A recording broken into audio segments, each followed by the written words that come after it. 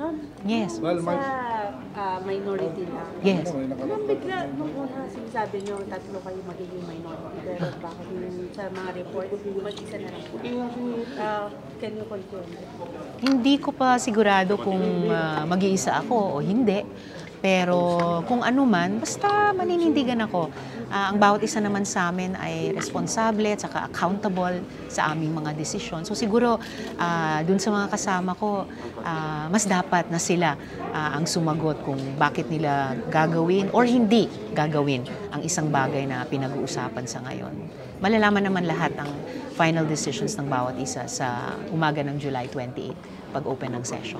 Ma'am, may isang senador na kumpirma na pumirma na sila sa resolution of support kay Cheese para dun sa mapabilang sa majority lang. Hindi ka na-hurt na kinampanya mo sila tapos naiwan ka? Hindi ako na-hurt dahil yun na nga sabi ko nga, basta patuloy akong maninindigan. Kung ang bawat isa sa amin ay may sariling diskarte, ako rin naman po, basta nakatutok pa rin ako doon sa layunin na palakasin yung oposisyon, hindi lang sa loob, pati sa labas ng Senado. Ma'am, ano yung tatahakin yung minority na yun? Kay Senator Risa? Hindi pa kasi buo at final yung mga bloke sa Senado, di ba? Maraming balita ngayon kung sino-sino ang malamang bubuo ng majority. May mga nagsasabing posibleng sila magbuo ng minority.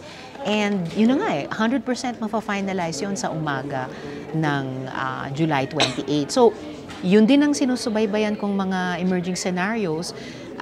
Yun din ang pagbabatayan ko ng final decision. Basta't para sa akin, mananatili akong independent senator para katuwang ako nung palalakasin na oposisyon sa labas, sa buong bansa.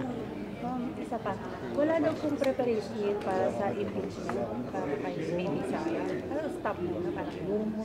Hindi stopped ang impeachment trial. Convened ang court, ongoing ang trial.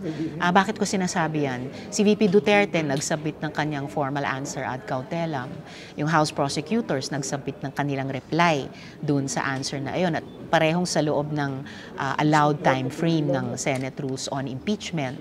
So, buhay na buhay at ongoing ang trial. Pinaalalahanan ko nga po yung presiding officer nung 12:01 p.m. ng June 30, pwedeng-pwede na nilang pasumpain yung 12 pang bagong senador bilang senator judges dahil nga ongoing ang trial. Hindi siya stopped at all. Sa July 29, mag-motion ka para mag-open and mag-reconvene yung impeachment? No need. Inanunsyo na ng presiding officer na magko-convene nga kami bilang korte sa July 29. Okay, ma'am. Okay. Salamat. Thank you.